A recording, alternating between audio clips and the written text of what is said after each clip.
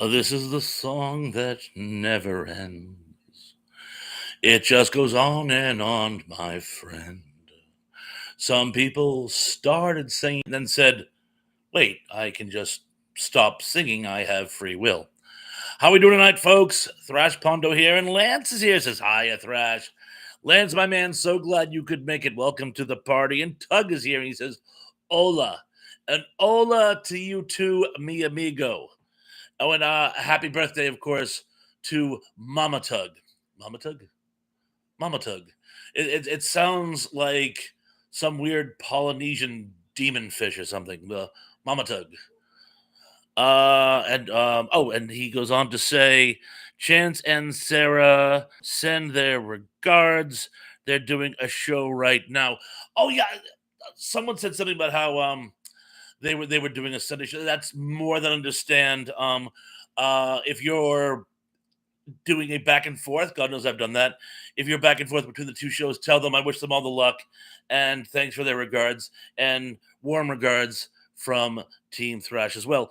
Terrell Eugene Bellinger is here, says, hiya, Thrash. Happy first Sunday of August to you as well. Daryl's here, he goes, Bob. Daryl, what goes on, man? David's here. He says, Big Wave. Hey, Big Wave to you. And Watching is here. He says, hello, everyone. And Keith, he says, Cooper just came running down the hall yelling, Uncle Thrash is on. Uncle Thrash is on. He is on. And Denny Staten is here. He says, greetings from South Carolina. And Tug says, Mrs. Tug, Mama Tug's birthday was a couple weeks ago. Oh, I know, but I thought of it today because I was on Facebook and I got another blurb about it. So, I just wanted to make sure everybody knew that her birthday had been of recent. And it just made me think of it because of Facebook. Because I wanted to give a birthday shout out, in this case, belated. But I did give a birthday wish contemporarily, might I add. Gary Carpenter says, hi there, everyone. I'm back. Yes, you sure are. Oh, and look who's here. Sean Nudis is here and says, hola, folks. And Wajimeen back at you. But he's saying hello to everybody. And Mr. Led is here. He says, hi, Bob and all. Mr. Led, so glad you could make it tonight. Hello, hello. And, oh, Steve is here. He says, wanna buy a duck? Wanna buy a duck? Who said that? Who said that initially? That's one of those, it was a trope before there was such a thing as a trope. But that was a thing, you want to buy a duck? And I know it goes back to like vaudeville or something, but where does that actually come from? What's the origin? Thank you. And a lot of people saying hello to one another. And Tug says, Mrs. Tug, wife was last week. Mom Tug, mom was 3 weeks. Okay, all right. I think I know what I did. I thought, well, I wish them both birthday, but I think what I'm doing is I think in my mind I am combining. Yes, it was because I remember one of them had a picture, and the lady was clearly your Mrs. and not your mama. But in any event, happy birthday to all. David says salutations.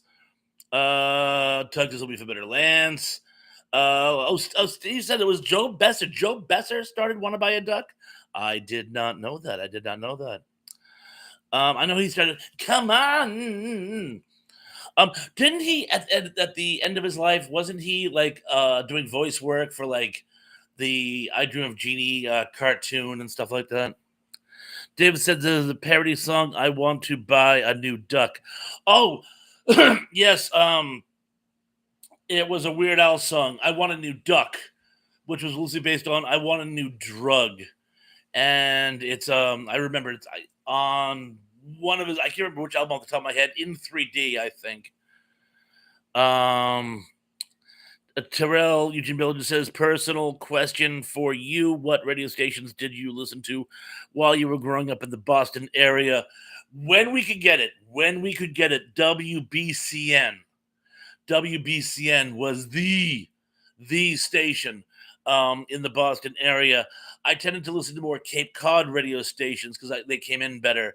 KPE 104. Pixie didn't come out till I was in college, but 104 was a biggie. Oh, Jerry is here. How's it going, Justin? And he says, who said delusions of grandeur initially? I always attributed it to Stephanie and Saturday Night Fever.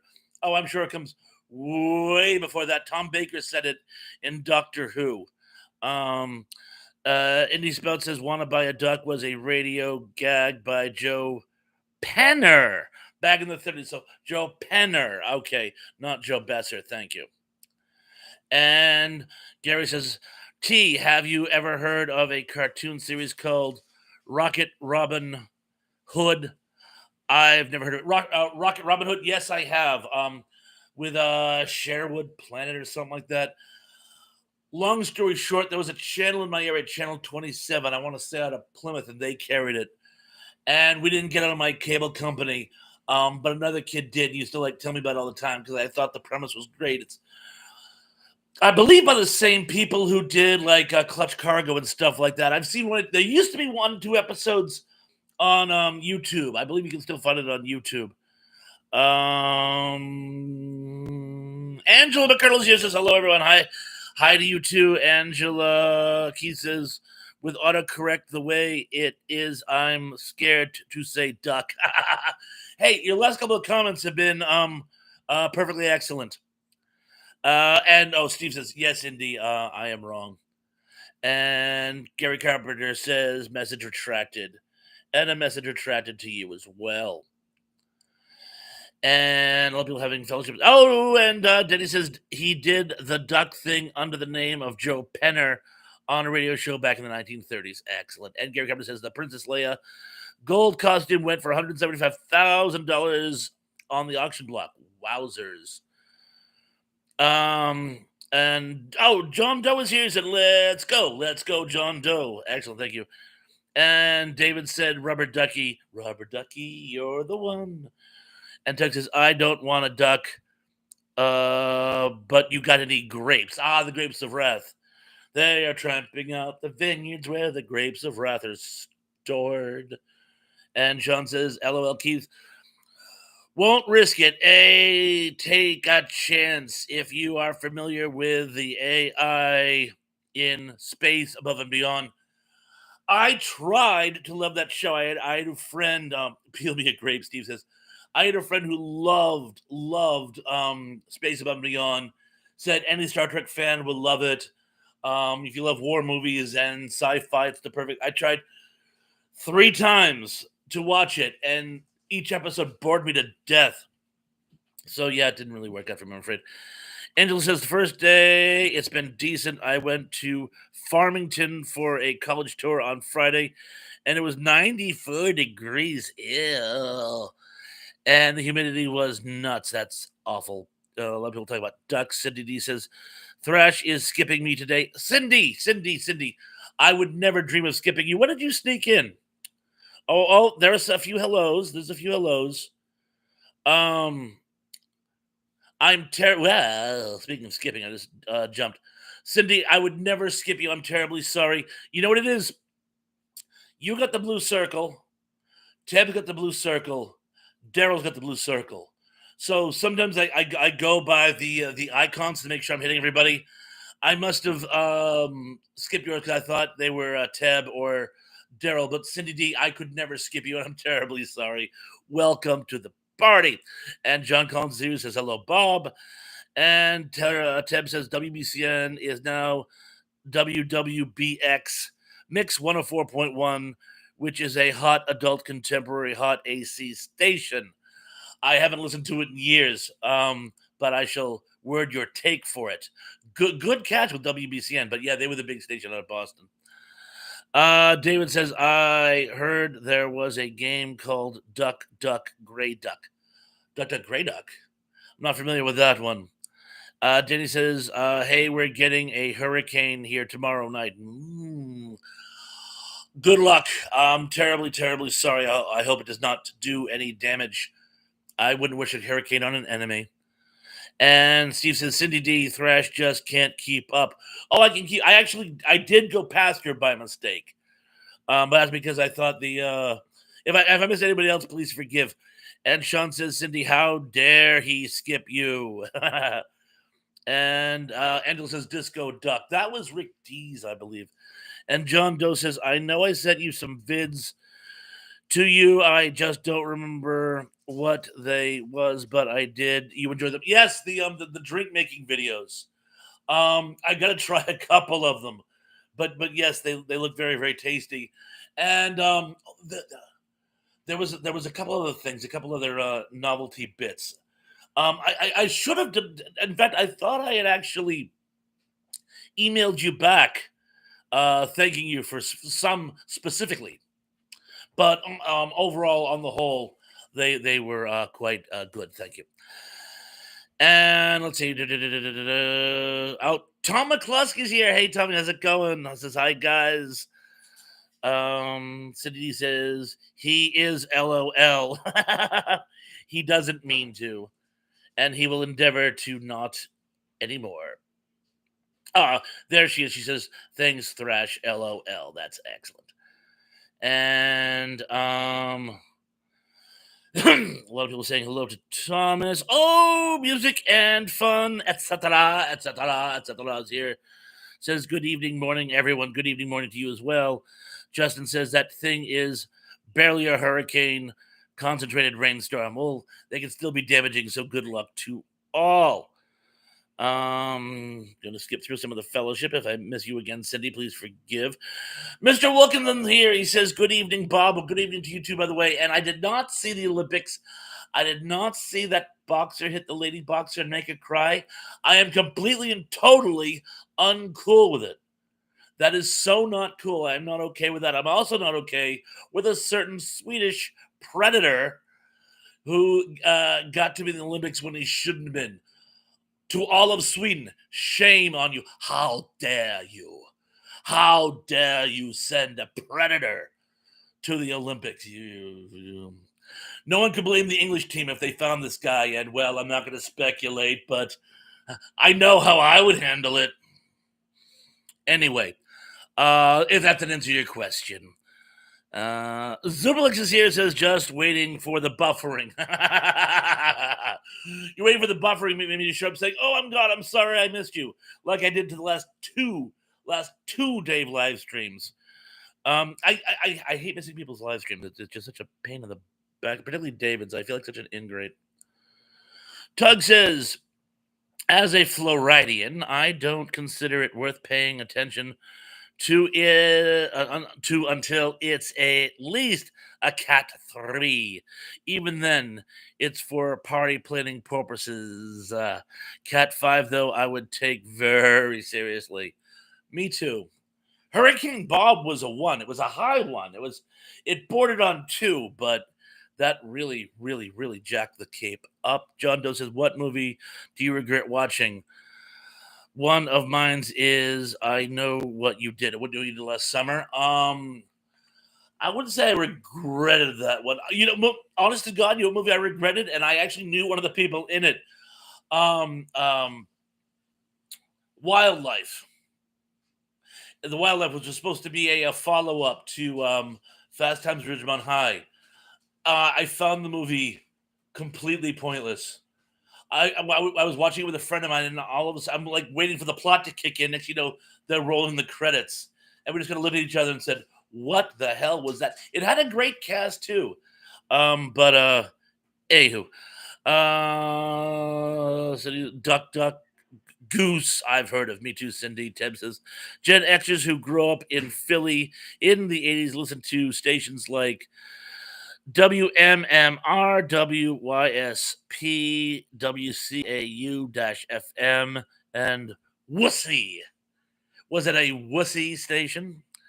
And Tug says, John Doe, Wing Commander, 2 hours I desperately want back. I have one credo, and this is subject for debate. I'm sure there's exceptions, but my credo is any movie based on a video game is going to suck. Any movie based on a video game is going to suck, which is funny because when you're playing said game, it seems like it would make an amazing movie. I was playing Civilization 2 with a friend of mine once, and we decided it would have worked phenomenally as a war film. The exploits of our civilization in the Civilization 2. And it would be interesting to us because we lived it firsthand, and everyone else would be bored to death.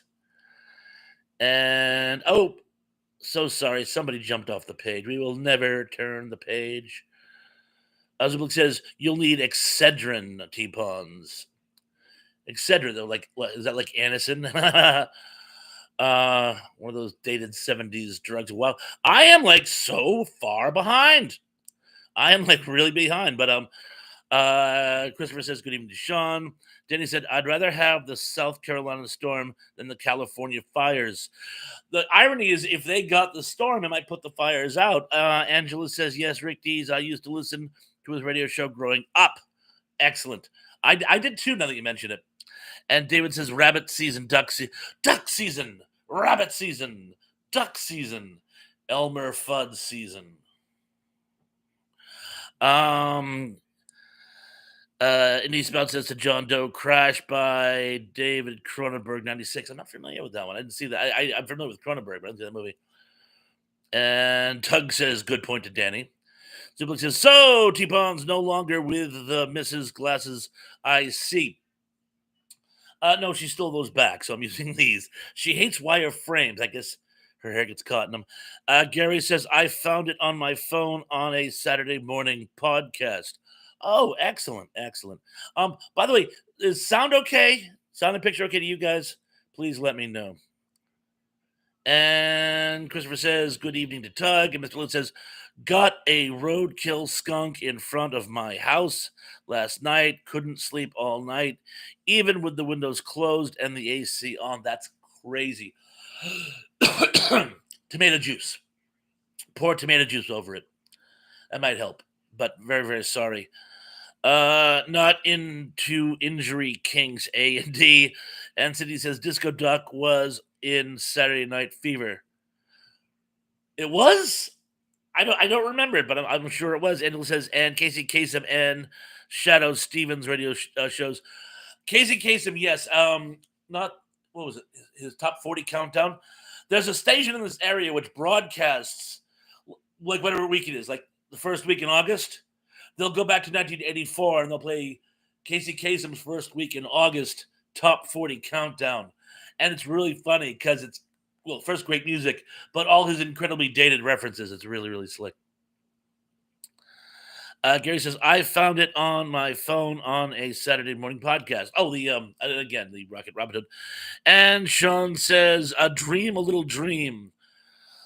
Uh, did I do that myself for years? I thought if Alex Rocco's kid could get money to direct that, I should be able to write something worthwhile enough to produce.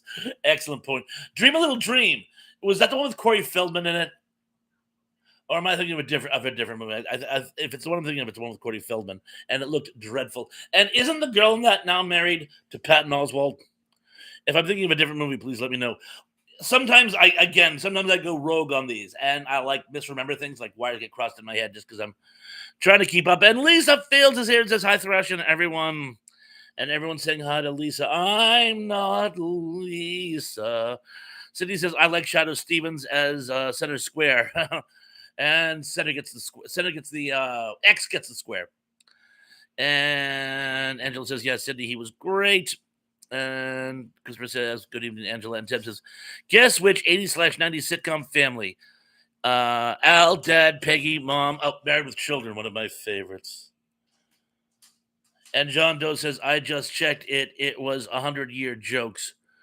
Oh, yes, yes, yes, that was it. It was the guy was reading jokes from the old joke book. I do, yes, thank you, thank you. um and that was cute. I was wondering if there were more of those. Tug said there was a predator at the Olympics. Did they beat the alien? Well, I'm trying to be careful because I didn't want to say the specific type of predation. But yes, one of the Swedish team members was convicted of doing naughty things to a girl of very inappropriate age, and I'm being really, really careful how I word this for the AI algorithm.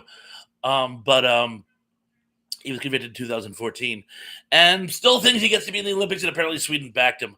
Apparently, there was some Michigat's about it. I don't know if he's still in, but he should not have been. The fact that it even came up, I think, is an absolute disgrace. And said he got married with children as well. Zubik says you'll need an Excedrin, T-Pons. And Denny says, "What, they had a predator?" MMM. Uncool. We should have sent Arnold. Love it. Love it. And you're just gonna scroll down. John Collins says, Bob, how do you organize DVDs and Blu-rays? Are they on the shelf in their cases or in a giant collector's Ziploc bag? How many Blu-rays and DVDs do you have? I don't have any Blu-rays. I don't have a Blu-ray player. I have hundreds of DVDs, and most of them are just in boxes because I don't have any place to store them. My personal favorites are in cases. I have a case under the uh, in a cabinet under the entertainment center in the living room, and in the bridge, I have a couple of cabinets in a fake fireplace. And I keep the ones I most view there. I tend to there's like 2 dozen movies that I actually watch that I keep rewatching. Every now and then I'll dig through an old one. But that is as they say that. And he says to Tug, I bet Predator would be top notch at the discus. Cindy says Mars Attacks, I regret, and it was filmed in my hometown. I thought Mars Attacks is cute for what it was. For what it was, I thought it was cute. And he says to Cindy, "Ack, ack, ack, ack." And Zublik says, Life, did you ever play with marbles? I never did, but I lost mine. Angela says, I regret watching The Man Who Knew Too Little. And I love Bill Murray, but I couldn't stand the film. He's made some bad ones, yes, I know. He says, I lost all mine. Great minds think alike. And I thought it was almost caught up there, but apparently not. You don't worry. Sean says, How dare you, Thrash Panda Pawns? Battleship was a real POS. Just kidding. How dare you? How dare you? Oh, that girl, her voice is like nails on a blackboard to me. Can't stand her. Teb says, guess the 70s sitcom Family Archie. All in the Family. Justin says, I always thought that Oscar winner with Kevin Spacey around 2000 or so was highly overrated. It was just some stalker taking home movies. I can see that. Yes. And Indy says, hey, K Dub, and Jundo says, did they need a sequel to Fast Times? Who was in the cast? Christopher Penn was the main character. They had Ian Mitchell Smith, the guy I actually met once, has a small side part that is as a sort of disenfranchised high school kid who befriends a Vietnam veteran. Leah Thompson is in it as well, but it's just not good. And Tug says there are exceptions, but video game movies tend to be bad. Yes. And Danny says she made me go to see Titanic 3 times. Then she bought the VHS and wore it out. Titanic, a year of my life sunk. Wow. Well, I was working at the video store when that thing came out, and we used to loop it. And there's certain scenes we weren't supposed to play, and they said just let it play. Everyone's seen that movie by now, so just let it play. Let the movie play. He won't get away. City says many people thought the movie Crash was highly overrated. I loved it. I haven't seen it. I think Mrs. Thrash saw it and liked it though. And Teb says WUSL is a Power 99, which is a hip hop station. And Sean says 7:45 right now, Thrash. Oh, so I'm only 9 minutes behind. I'll try to catch up. And Justin says Fast Times was just 2 to 3 minutes clips of totally different movies, it seemed. Yeah, it really was. And John says, so are we going to talk potatoes or not? You say potato. I say potato. And Steve says, movie spoiler alert. In Titanic, the ship sinks. Icebergs dead ahead. Gary Gabriel says there used to be a game called Duck, Duck, Goose. There certainly was. Remember, birds aren't real. I know, Sean. John. I know, John. Zubilik says sound is perfect. Thank you. Etc. says they did a TV series of the film Fast Times at Ridgemont High called Fast Times. Yeah, that too was not particularly good, but I do remember it. Although Miss Thorne was a hottie. Daryl Johnson says you're good to go and sound and picture. Thank you, Daryl. I appreciate the feedback. And Denny says everything looks and sounds great. Thank you, Denny. And Angela also says sound and picture are good. Denny says gas and match eliminates that smell eventually. Oh, the skunk. And Gary says next week we missed. No, next weekend is the Comic Con in Concord, North Carolina, and guess who is going to show up there? Walker texts himself, Mr. Norris. Oh my God, that is cool squared. And Steve says, keep your feet on the ground, but keep reaching for the stars. And always watch the skies. Always watch the skies. And Tim says, guess the long running animated TV Homer, the dad, the Simpsons. And John Doe says, also sent you the video of Bon Scott, the first band. Oh, the thing Buttercup. I haven't heard it. I have not heard that one because I had just played the song when I was like on YouTube the other day. So I'm like, but you know what? I'll play that one as well.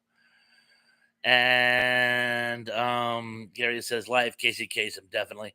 He was a very interesting character. And City says, oh, you know his wife was on Cheers. And Cindy says the one with Sandra Bullock and rapper Luda. Oh yeah. And etc. says yes, it was both Corey's. Oh, okay, yeah. Dreaming a little dream. And Wajibin says yes, it is Corey Feldman and Corey Haim. Rest in peace, Mr. Haim. Yes, I thought that was the one. And didn't they do a cover of Rock On in that movie? Which is a great where do we go from here? Which is the way that's clear. I'm going to get a copyright strike. So I'll stop there. Tom McCluskey says they still play Casey Kasem on FM. Oh, yeah. Those are the bits, I believe, that I was in reference to. This one says, thanks, Denny, but it's a state highway. Life is a highway. Life is a highway, and you're going to ride it all night long. Justin says everything with post 92 Feldman is dreadful. Not that great of an actor. I'm not trying to be mean to the guy, but he's not that great of an actor.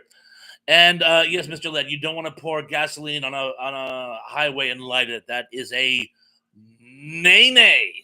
That is a nay. And Sean says yes. The two Corys were in Dream a Little Dream, and yes, she is now married to Patton Oswalt. Lucky guy. I know. No offense to Patton Oswalt, but you know she's kind of hot. And you're Patton Oswalt. Denny Staten says, Mr. Led, wait till 3 a.m. LOL.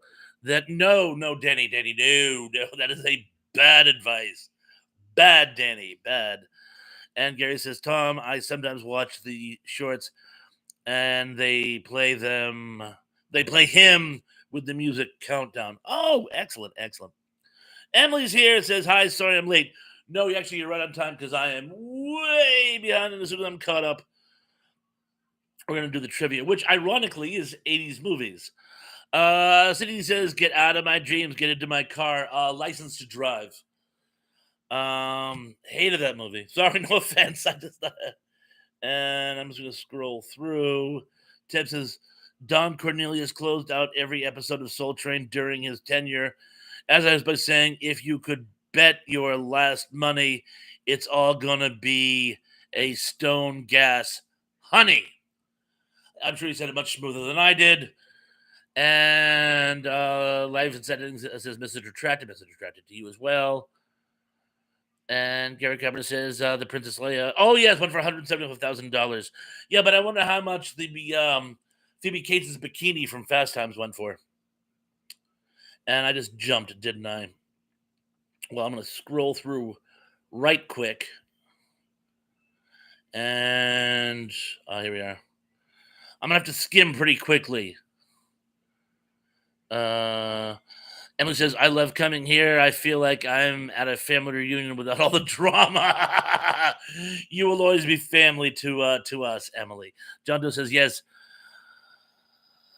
Uh, V- Vesos is really fun to watch. He also does science experiments. Box subscription proceeds. Go to Alzheimer's research. Oh, cool, excellent.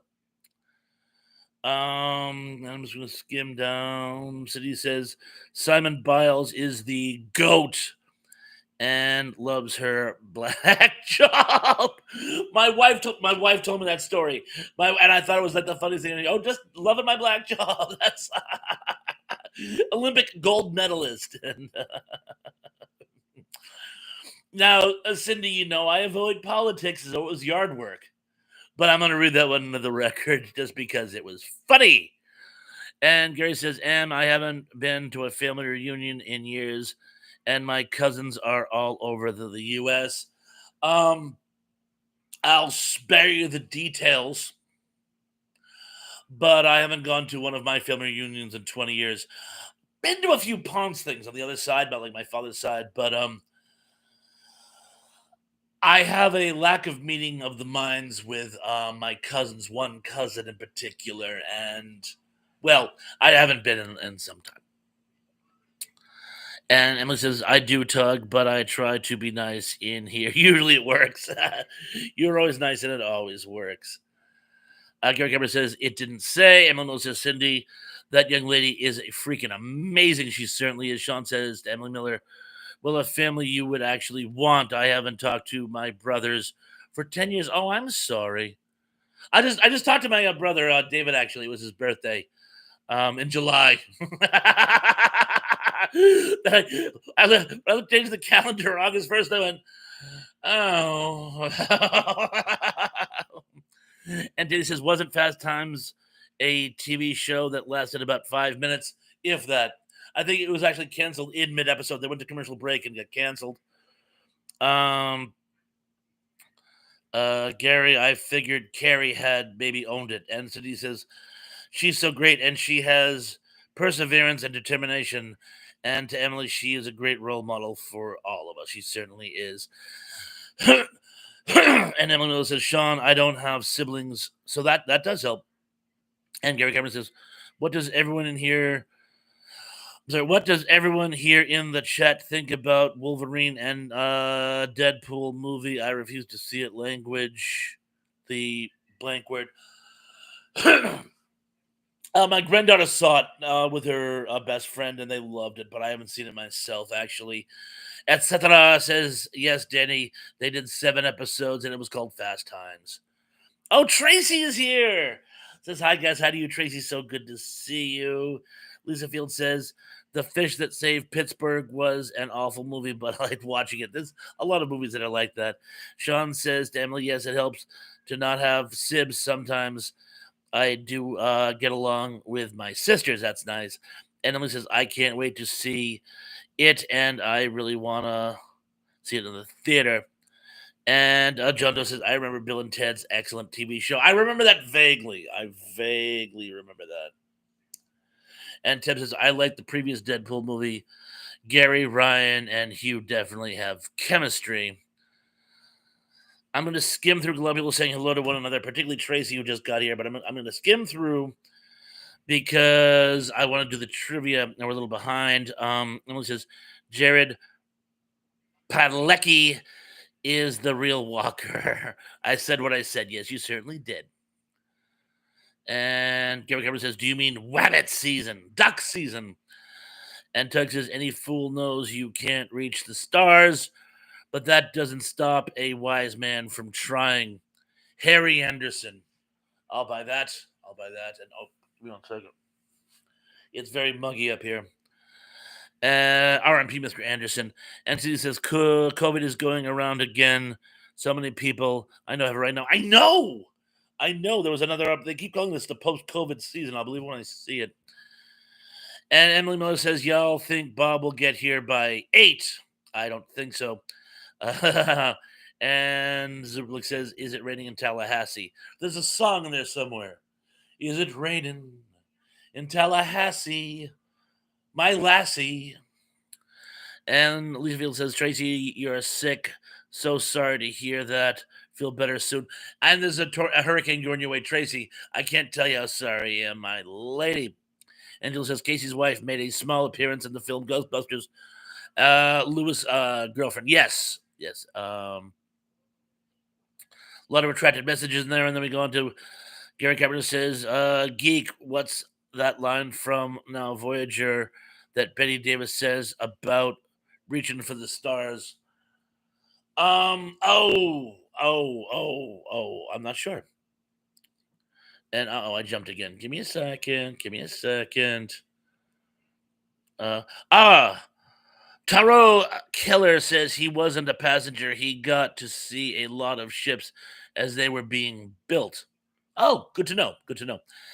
And Gary Gabbard says, Taro, do you remember the nurse the was on there? She survived 2 other sinkings.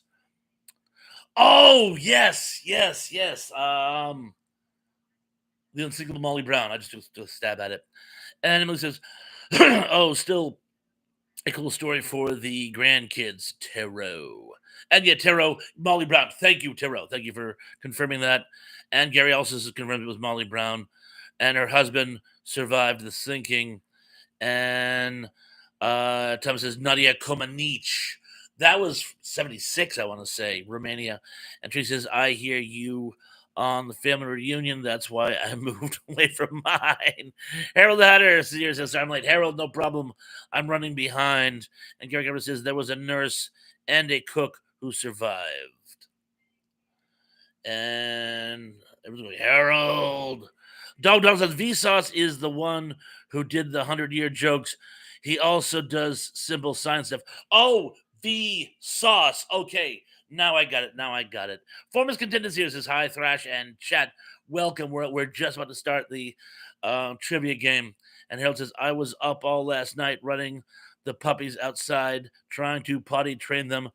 Only got about 4 hours of broken sleep. Oh, man, that's awful. And he says to Harold, I think you're late, Gimper. You're not Thrash is at least 10 minutes behind, at least. And Foreman's content is saying hello to Plex and Emily. I'm going to skim down. Tug says there was a Clerks TV show too. Late 90s were weird. They certainly were.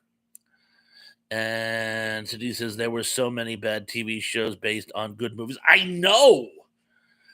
Private Benjamin. But that actually lasted for a few seasons. Angel says, I don't mind it. I hear it enough at my job every once in a while. And he says, speaking of Chaos Tug, a stray cat my daughter found when she visited her dad's grave had 6 kids today. Crazy, crazy. Yes, you have many for trivia, Harold. And indeed, Spouts jumped off the page. Says that he could do what I always do and put the blame for my chaotic life on the second law of thermodynamics, where it belongs. In this house, we obey the laws of thermodynamics. And Tug says it turns out he didn't make it by 8. LOL, did we expect me to? And Harold says, sorry, gonna say highs when I get to my comp. And John says, for the record, birds aren't real. Ah, yes, the birds aren't real, except for the Mockingjay. And Gary says, I've got to replace some of my DVDs. Some of them are messed up. That happens. Even when you don't use them, somehow they just get messed up. Angela says, I drop F-bombs at times, especially when I'm annoyed at someone. Must confess, I say that word myself on occasion, just never when I'm on screen. And Jake Hudson is here, says hello. Oh, hello, Jake. So good to see you. My man, welcome to the show. And I'm just going to skim down because I really got to start the trivia. Tug says, sometimes I sing songs to myself while I'm doing house chores, when the lyrics of which are just a collection of the worst kind of words. And John Doe says, there's a really good fan made Ghostbusters movie called Return of the Ghostbusters. They're in Denver, Colorado, but part of one is called Ghostbusters versus Nightmare on Elm Street. Ooh, really? Sounds good. And Angela says, I have my 30th high school class reunion and a family reunion next month. Not sure I want to go to my class reunion or not. Anybody from my school I've kept in contact with. So it's like, and I'm going to skim down. Oh, Zuplik says they could do an entire YouTube channel based on terrible TV versions of popular movies easily. In fact, you know what? Let's make that next week. I'm going to compile bad TV shows based on good movies, and you guys think of your best ones. I'll come up with a compile myself. Might even do the trivia on that. Oh, I was supposed to do trivia on something else this week, wasn't I? I wrote it down somewhere. I am so sorry. I completely forgot until just now. But I'll add that to the queue. And Sean says, my 40th is coming up soon, but I already still keep in touch with everyone I care to talk to from high school. There you go, same thing, which is 3 people, pretty much. And it says, I can't stand half my classmates. I would probably be showing them I'm not that quiet student I used to be, LOL. Well, I never was a quiet student, but that's pretty much it. And skimming through, Indy says, I do occasionally think I'm an asshole by Dennis Leary. Oh, happy birthday, Sean. I didn't realize it was your birthday. Emily says, I haven't seen Charlie Slater on Twitter lately. Neither have I. And Few Savage Pals is here. Hello, everyone. Few Savage Pals. I will send you an email ASAP. By the way, I love the idea of me making submissions of jokes to your channel. I love it. I'll get in touch with you ASAP. Zubik says Garrison's Gorillas. Yes. John Doe says, what's trivia about yogurt? 80s movies. Sean says, it wasn't back in March. Oh, it was back in March and you missed it. LOL. I was referring to class reunion comment. Oh, of course. And Tug says, Zubik says 80 movies. And Tug says, sure, Indy. One of my friends had a really quiet, soft-spoken wife. And one time I came over and she was vacuuming while singing this sweetest possible voice. Oh, you're a blah, blah, blah, Uncle blah, blah. You're a blah, blah, blah, blah, blah, blah, Uncle blah, blah. Indeed. That's really funny. That's incredibly funny. And he says, I think it's time, Bob. Yes. Oh, and one last thing before I start. Angela, happy birthday, prelated. Okay, so yes, it's 80s movies. And as always, I'm going to give it to you in no particular order. Oh, wrong pile. I'll do last week's again. Maybe I'll have a fighting chance. Yes, somewhere down here I wrote what I was supposed to do. But anyway, I'll get back to that later. But anyway, 80s flicks, no particular order, number 10. In suburban gangster cult film Blue Velvet, what was the suburban gangster Frank's beer of choice? Was it A, Meister Brau, B, Pabst Blue Ribbon, C, Black Label, or D, Jenny Cream Ale? Geneseeing is believing. Hi, Mrs. Thrash. That wasn't a very nice thing to say. She's pretending that she's just waving. Now she's just waving. She's either waving or telling me to get out of the house. Either way, I'm fine with. I shall repeat. In suburban gangster cult film Blue Velvet, what was suburban gangster Frank's beer of choice? Was it A, Meister Brau, B, Pabst Blue Ribbon, C, Black Label, or D, Jenny Cream Ale? Oh, everyone's saying hello, by the way. And she's like saying hello and raising the roof to all you guys as well. She loves you guys, but will always be off camera. And Shonda says, I like Heineken. Blank Heineken. Pabst Blue Ribbon. Yes, Sean, that's it. Oh, and my other favorite line in regards to the beer, when one of his henchmen comes in with the case of Pabst Blue Ribbon, he says, Frank, you want me to pour the beer? And he goes, no, I want you to F it. For like years, my friends and I said, do you want me to? I don't know. Do you want me to turn on the TV? No, I want you to blanket. That was like our raison d'endre. Oh, and well, Mama Thrash is probably watching this as we speak. So yeah, hi, Mama Thrash as well. And but she's not in this room with me right now. She's watching in her reverse loft. So anyway, oh, and Shana says you're so effing suave, lol. That all the time. Yeah, that. Oh, yes. What was that guy's name? The pimp who is the friend in. Oh my god, I can't remember anything right now. the TV Quantum Leap, the sidekick in Quantum Leap. He also plays the pimp in Blue Velvet, and I'm sure everyone will know his name. He actually did an episode of The Twilight Zone where he plays a young lieutenant who decides that he's going to like get the Bronze Star before the war's over, or the Congressional Medal of Honor, or Tug says not to be negative, but PBR tastes like vomit from a drunk guy who just ate dinner from a dumpster. When I was in college, my buddies and I actually bought some beer because we needed a case of something and didn't have much money, and we couldn't drink it. We ended up giving it away to our friends. But yes, Pabst Blue Ribbon was the beer of choice. Oh, and by the way, there's not a firefight in my neighborhood. Mrs. Thrash is making microwave popcorn.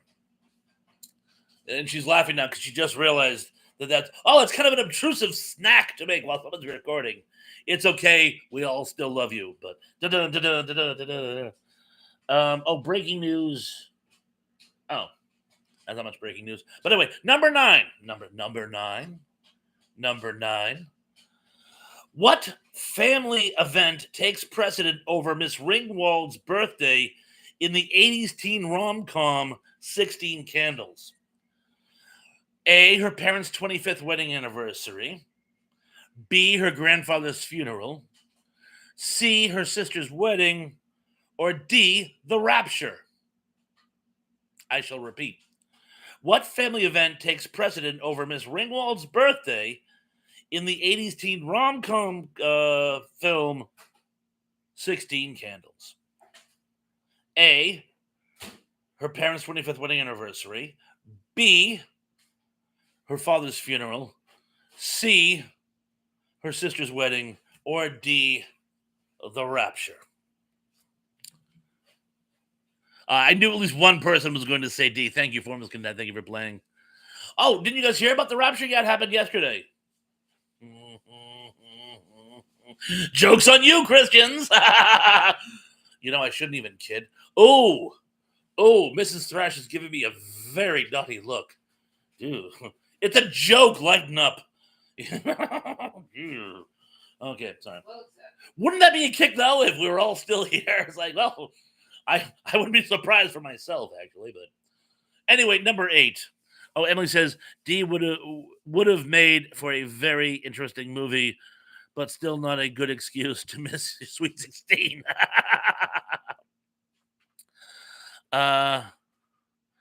Tracy says I cannot watch The Simpsons. Sorry. And John Doe says just now. And wedding is yes. It looks like what's the answer? It was C, the sister's wedding. I'm sorry, we were having fun. Half people don't even like to play my trivia; they just like to have fun with the questions. Cindy says, "Caught up in the rapture of love." Anita Baker. Oh, right. Yes, I remember that song. Now the house smells like popcorn. Now I'm dying for popcorn. Mean. Anyway, question 8. The mysterious MacGuffin contained in the Chevy Malibu in cult sci-fi comedy farce Repo Man was what? A, aliens. B, drugs. C, a mysterious briefcase. or D, the Lochnar? Hello, rainy Ireland. Are we speaking in code? Oh, and greetings from a viewer. Oh, that's why. Greetings from a viewer in rainy Ireland. Well, N187, so nice to have you with us. Greetings from a very hot and muggy USA. You're just in time to partake in our trivia game. I hope you're big on 80s movies. And I am legally bound to say this to every Irish person I ever come in contact with. My wife's family is from County Kerry. Anywhere near County Kerry? You know, this is a true story. I actually met people who knew from County Kerry distant relations of my mother-in-law. But I'm going to repeat. The mysterious MacGuffin contained in the Chevy Malibu in 80s cult sci-fi comedy farce Repo Man was what? A, aliens, B, drugs, C, a mysterious briefcase, or D, the Lochnar? Tug says, but there is an funeral. But there is a funeral. There is a funeral, not mine. People saying, I'm just going to call you 87 for brevity. I'm here from border between the Republic of Ireland and Northern Ireland. Long story. I'm sure it's an amazing story too. But thank you for joining us across the board, and I hope you enjoy my trivia game. And again, if you're anywhere near, well, that's right. If you know anybody in County Kerry, tell them Bob and Mrs. Thrash say hi. Oh, Dixie Cuddle Fitness is here. Says, hey, how's it going? We're doing just fine, Dixie. So glad you could make it, and glad you could be here. We're just experiencing my trivia game. God, the pollen's killing me. And Tug says, I got a Repo Man question wrong, Thrash. Would be very disappointed in me. I think I would forgive you. But yes, the answer is A, aliens. Moving forward. Number 7. What was the term used to determine humanity in the subject cases in 1980 sci-fi epic Blade Runner? Was it A, a mind meld, B, an empathy test, C, a sensory deprivation exam, or D, the Ludovico technique? Sean says, D'Angelo Blue Velvet is a harsh but funny ride. Darkly humorous way you can manage it. 16 Candles is one of John Hughes' better films. River Man is pure cult. Oh, thank you. I don't know, Angela, I didn't see you asking me to explain what the movies were. Sean, thank you for taking it upon yourself. I shall repeat. What was the term used to determine humanity in the subject cases in the 1980s sci-fi epic Blade Runner? A, a mind meld, B, an empathy test, C, sensory deprivation exam, or D, the Ludovico technique? And Tug had to spike the ball.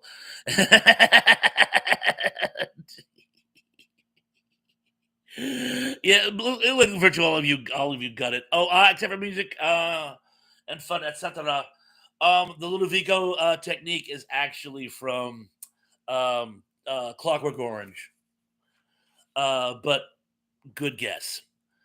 But yes, it was B is the correct answer. Sean says tortoise. Do you know what a turtle is? My mother. Let me tell you about my mother. Number 6. And then we'll get scores. What song plays over the course of the expositional epilogue closing segment of quintessential 80s film Fast Times Ridgemont High? Was it Don't You Forget About Me by Simple Minded? Simple Minds, I'm sorry. In Your Eyes by Peter Gabriel. Goodbye, Goodbye by Oingo Boingo. Or Surf or Die by the Surf MCs? I shall repeat. What song plays over the course of the expositional epilogue closing segment of quintessential 80s film Fast Times Ridgemont High? Is it A, Don't You Forget About Me by Simple Minds? B, In Your Eyes by Peter Gabriel? C, Goodbye Goodbye by Oingo Boingo? Or D, Surf or Die by the Surf MCs? And again, you could almost guess this one. But yeah, what could be more appropriate in a closing segment to a movie, particularly when you're saying goodbye to all the characters, then going goodbye, goodbye, goodbye, goodbye, goodbye. uh, that form gonna says, "LOL, I did guess." Well, you guessed correctly. And Sean says, in the director's commentary, the director and Cameron Crowe talk through all the credits and beyond. Irritating. JRS says, what wife of another director was in Fast and the Furious? Times. I'm sorry, I'll come again. John says, what wife of another director was in Fast Times at Ridgemont High? Well, let's see. I know Mr. Vargas's wife was the woman who was killed at Ronnie Spector's house. Phil Spector's house. Sorry, Ronnie was the missus, and I know Wendy Williams was the girl in the car who was married to Cameron Crowe, who waves Judd Reingold. Phoebe Cates is married to guy from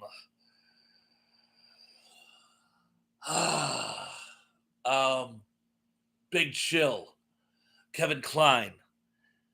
But I don't believe he directed anything. He may have. I know him as an actor. Let me know. 87 says, what part of America are you based in? I'm from Cape Cod, which is in Massachusetts, which is in the extreme northeast.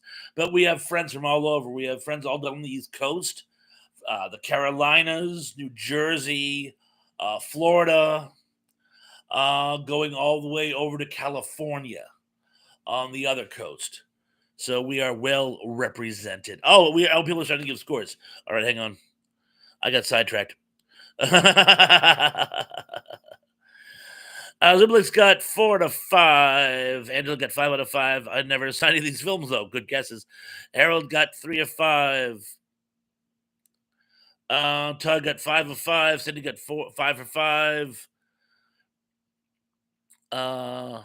Traces Clarkson. What do you mean get 4 of 5? Oh, was Kevin Kline is the right answer? Yeah, Kevin Kline is, of course, married to Phoebe Cates.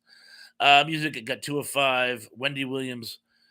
That was, you know what? Yes, I'm sorry. You know what I was thinking? I was thinking Wendy O. Williams of the Plasmatics. Thank you. Like I said, I got a wire crossed. It was Nancy Wilson. And Sean says, you got it, Thrash. Cameron Crowe was married to what's her face, the guitarist from the band whose name is escaping me. Heart is the band. Sean is Heart. Sean is 4 for 5. I'm sorry, 5 for 5. Tracy is 5 for 5. Emily is 4 for 5. Tab is 5 for 5. You guys are doing much better this week than last week. I don't know what happened last week. I know. I use rom-coms. And Lisa Fields is 5 of 5. And Dixie just shared our stream. Thank you very much. That's very, very, very kind of you. And Gary says, if everyone else sees a dump message, just ignore it. My Wi-Fi has gone haywire. No worries. I don't mind repeat messages. God knows I've done that myself on the occasion. Doug says, I know you know who this is, Bob, but does anyone else know who plays the corpse in The Big Chill?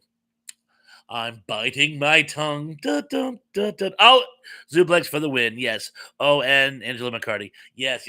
In fact, story goes he was supposed to have a scene in the movie, but they thought it'd be better if they never showed him at all.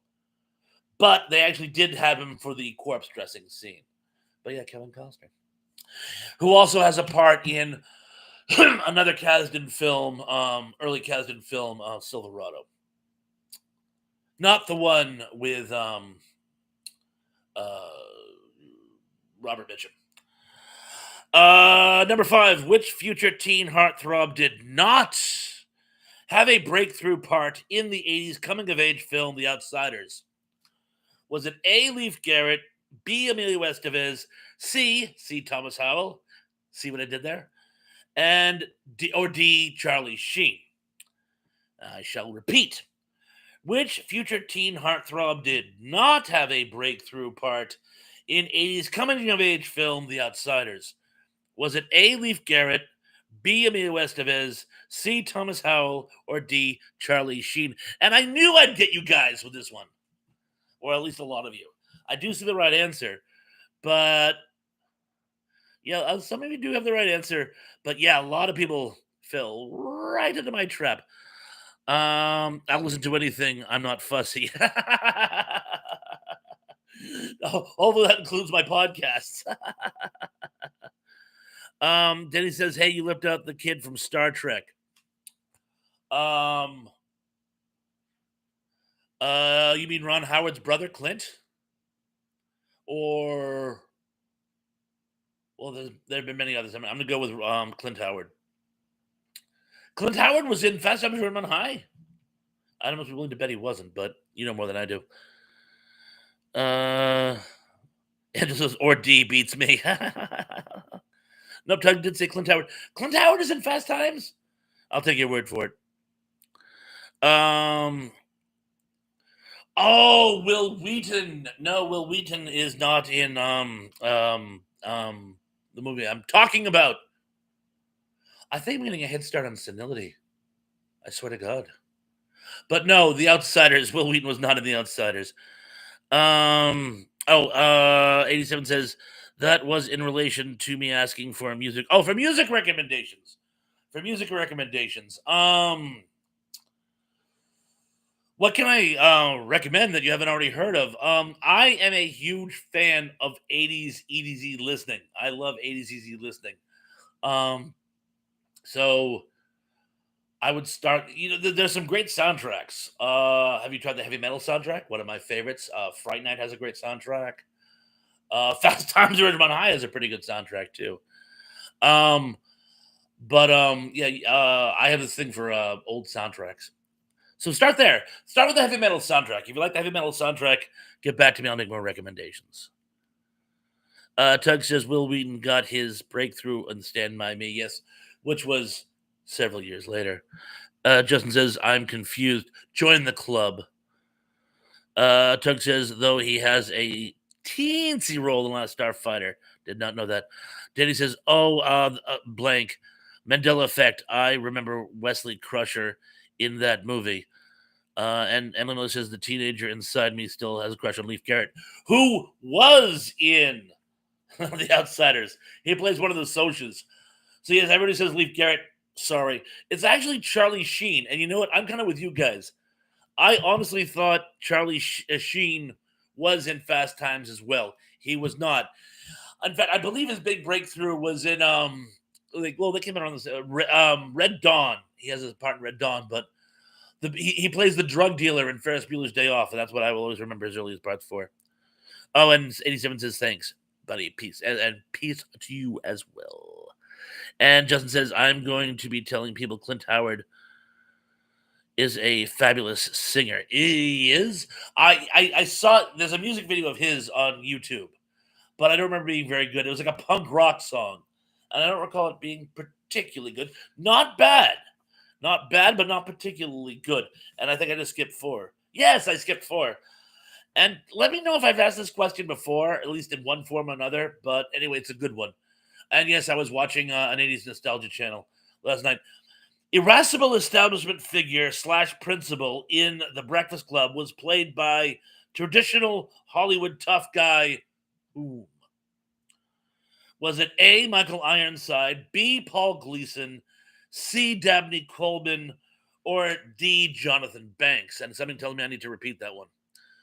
So, irascible establishment figure / principal in the film The Breakfast Club was played by traditional Hollywood tough guy, blank. Was it A, Michael Ironside, B, Paul Gleason, C, Dabney Coleman, or D, Jonathan Banks? Let's just see. Angela says, "Don't feel bad, Emily. I haven't seen The Outsiders." And Sean says, "Emily, you have to turn in your girl who did not see Teen Heartthrobs for boys and girls." Oh, yeah, of course, Diane Lane was in it, and I had what I will describe as an insane crush on Diane Lane. Oh, Sean says, Gleason, I met him once at a very bizarre night in LA. Well, that sounds like a great story. Yes, it was Paul Gleason, and yes, and that's why didn't we have this conversation before where I said, the scene where he's like daring Judd Nelson to fight him, and Judd looks like scared, just like trying to like fade into the wall through osmosis. In an interview years later, Judd Nelson said early in his career, he was a method actor. So when he was doing a movie, he would always stay in character. So around the set, he was always loudmouth and mouthy and obnoxious. And, well, he was playing a shop kid. And I guess he was always getting on Paul Gleason's case, and to the point where like Paul Gleason actually was getting sick of it. And he really thought Paul Gleason was just going to haul off and deck him and say, "Oh, I'm sorry, I got caught up in the scene." It didn't happen. But yes, Paul Gleason. Number 3, Charlie Brewster's sci-fi slash horror expert slash sidekick in 80s midnight movie classic Fright Night was whom? A. Evil Ed. B. Ed Popka. C. Charles DeMar. Or D. Uncle Polly. I shall repeat.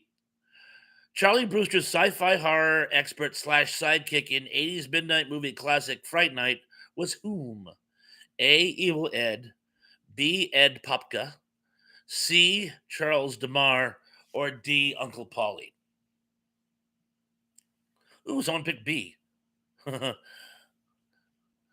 for a few more answers to come in. But I will tell you, no. He played Nick Cage. He played Nick Cage's sidekick in The Cotton Club. Nick Cage played Mad Dog Dwyer. He's loosely based on an actual gangster, but Ed Popka played his like sidekick. Who are you? I'm with him. That kid. But oh, and D? No, Uncle Polly? Uncle Polly's from Rocky. No one said Charles DeMar. Charles DeMar was the sidekick in Better Off Dead. Moving on. Number 2. Speaking of Better Off Dead. What was the outstanding balance the bizarrely relentless paperboy fruitlessly sought to collect from the Meyer family in 80s dark comedy Better Off Dead? Tug says Ed's best line was an improv. Oh, Brewster, you're so cool. A, $2. B, $5. C, $100. Or D, $1 million. I shall repeat. What was the outstanding balance the bizarrely relentless paperboy fruitlessly sought to collect from the Meyer family in the 80s dark comedy Better Off Dead? Was it A, $2, B, $5, C, $100, or D, $1 million? It's almost too easy, but you know what? When I asked my wife that one, she goes, people who haven't seen the movie will guess that. Yes, A, $2. And the number one question for this or any other, well, no, not for any other, just this one, trivia game is, this 80s horror mega franchise was actually inspired by an actual event. Was it A, Halloween, B, Friday the 13th, C, Leprechaun, or D, Nightmare on Elm Street? And I will repeat that one. This 80s horror mega franchise was actually inspired by an actual event. And no shit, this is legit. A, Halloween, B, Friday the 13th, C, Leprechaun, or D, Nightmare on Elm Street.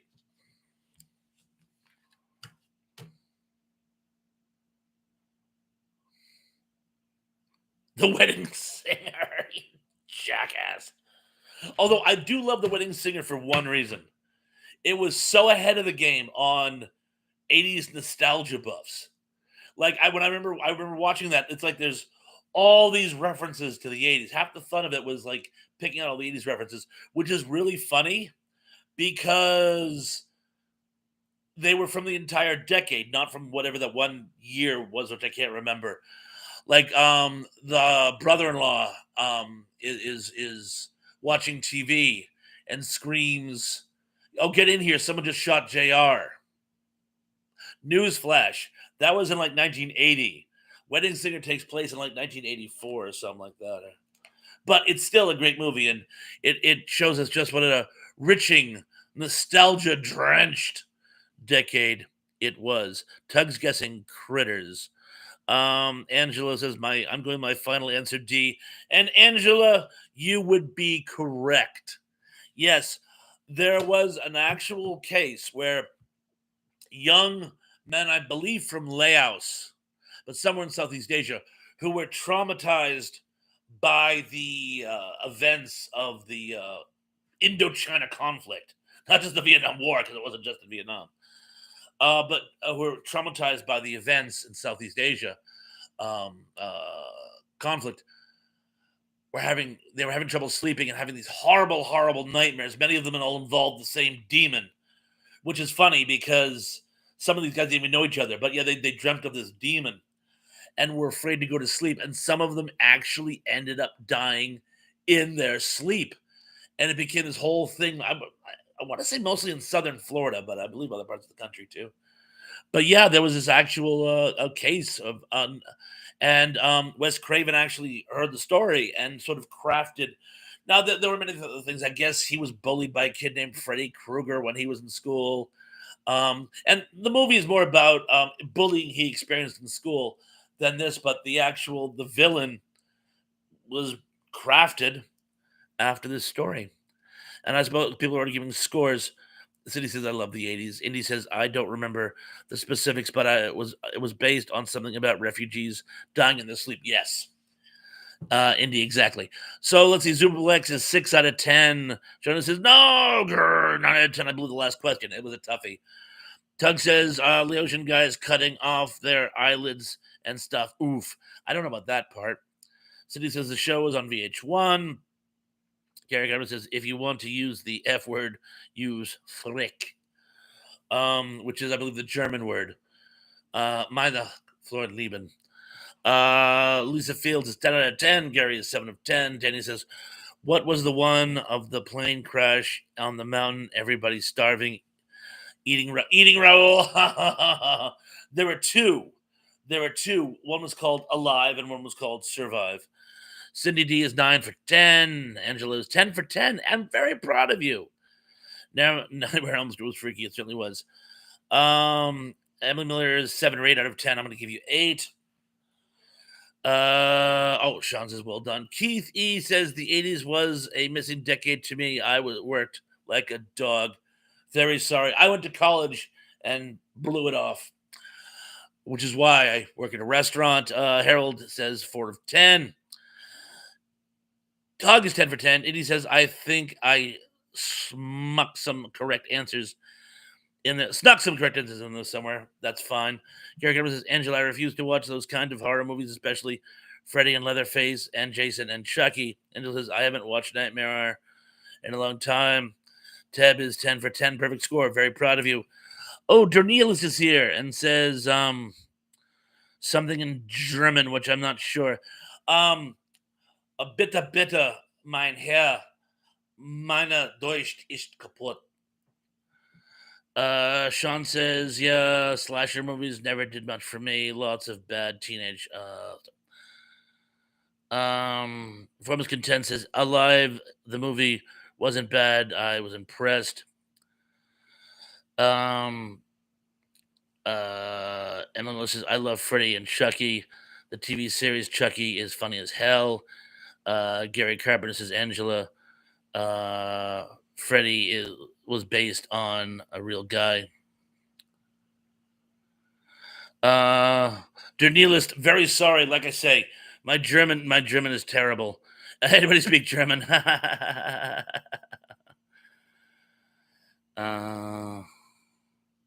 oh, he says, I'm not a bot. I'm pure energy. Those are very cool things on both. Der Nihilist, very, very cool. Welcome to the party. We're going to be wrapping things up in a little bit.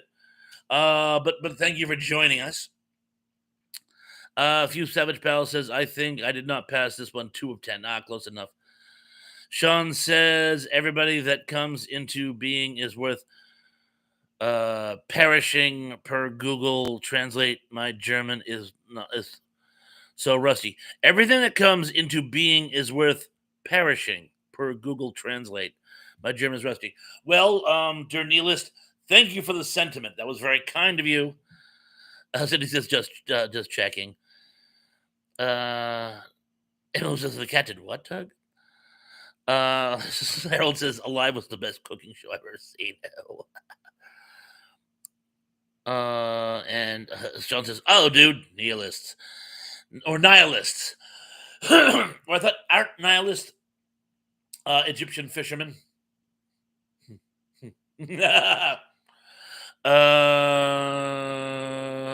Fresh pilot. Good one, indeed. Sean.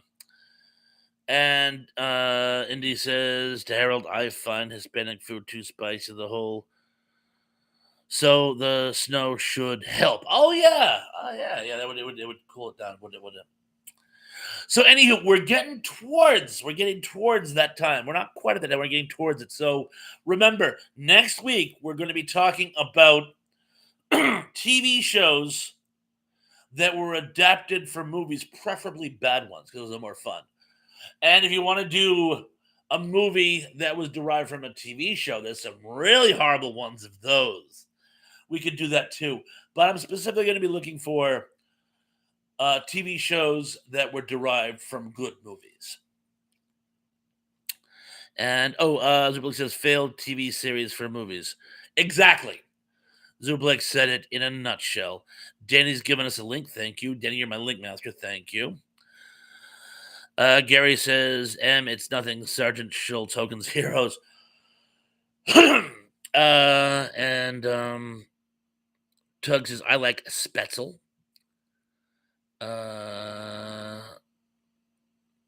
And Sean says, no Jaeger Schnitzel. And Gary says, it's nothing. Oh, yeah, there we go. And Danny's giving us another link. Oh, and Lisa says, good night. Cindy says, will be good trivia, Thrash. I'm sure it will. Looking forward to it. And let's just see. Emily says to the Nihilist, most of our food is gross compared to food from around the world. I agree. And Harold says to Danny, thanks for that. For more cooking advice, come to my channel. Danny, thank you for dropping all the links as always. Dernila says, yes, the only thing we eat are schnitzels. I'm sure there's more to it.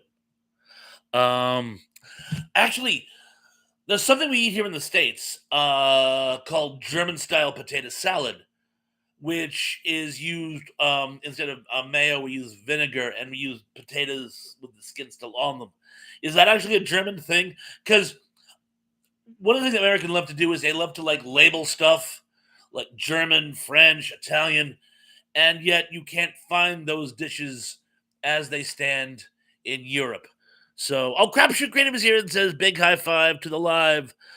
I made it. Well, you did just in time to say goodnight, but we will give you a link. Danny, please give Crapshoot Creative a big high five and a big link.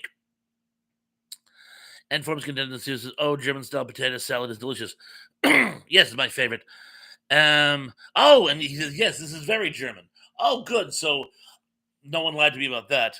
I love German deli meat. Germans have the best cold cuts ever. And Harold says French fries.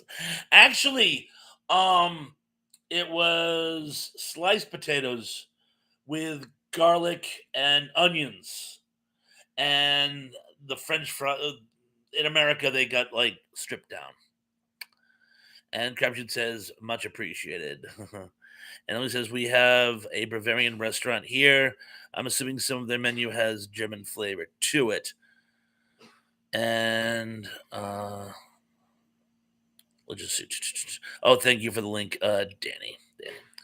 Well, anyway. Oh, and Harold says French fries or pommes frites. Actually, Belgium pommes frites. Pommes frites. Because in Francais, potato is le pomme de terre, which literally means the apple of the ground. Gary says, Sean, I don't eat corn on the cob, just popcorn. I don't eat it anymore. And Neela says our menus in Germany are too small. Oh, I'm sorry. I'm sorry. Ours tend to be too big. Anyway, I want to thank you for the link, Danny. And my channel new show coming soon. Shh.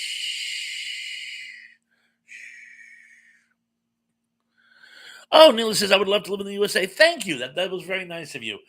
We have our pros and cons. I've always wanted to see Germany. I've been to England and I've been to Italy and I've been to Switzerland, which is not Germany, but it's close, I suppose. But I always wanted to go to Germany, particularly for Oktoberfest. And Doug says Sauerbraten is pretty good. And anyway, guys, I want to say thank you so much for joining us tonight. For all you new folks who joined us tonight for the first time, it was a pleasure having you. I normally do shows on Sunday at 7:30 p.m. All welcome to join. General Q&A. Sometimes we have a topic. Sometimes we just speak in stream of consciousness. Everybody brings something to the table, like an intellectual potluck dinner.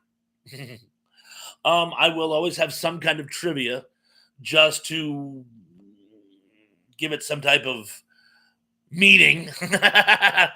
But anyway, I had a lot of fun. I love doing these. I know people can't make it every week. Don't feel bad if you can't make it every week. Like, for example, Sister Sarah and Chance were doing their own show tonight. It was a biggie, too. I'm kind of sorry I couldn't make it, but I was doing mine. But anyway, if you can't make it all the time, we more than understand. But anyway, I will be putting out some kind of new content this week. I haven't decided what. I have a couple of irons in the fire, so it'll probably be on metallurgy. But in any case, we will definitely have a show next Sunday, 7:30 p.m. Eastern Standard, or Daylight Savings if you prefer. But until then, everyone, hey, be good, be safe, be careful. And I'm looking forward to seeing you all again very, very, very, very, very soon. Peace.